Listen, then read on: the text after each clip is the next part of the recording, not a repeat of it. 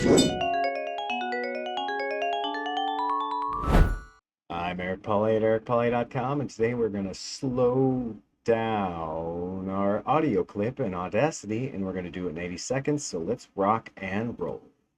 I have Audacity open here. Let's open up our folder and drag in our track we want to use. Here we go, and let's just apply it to right here using the select tool. It'll only apply the effect to the selected part.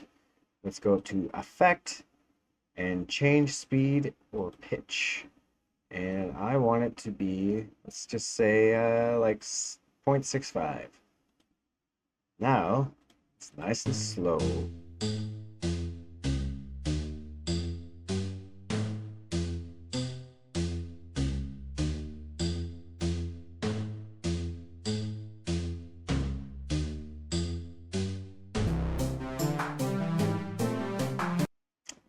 And that is how you use the speed up or slow down effect in Audacity. I'll see you on the next one.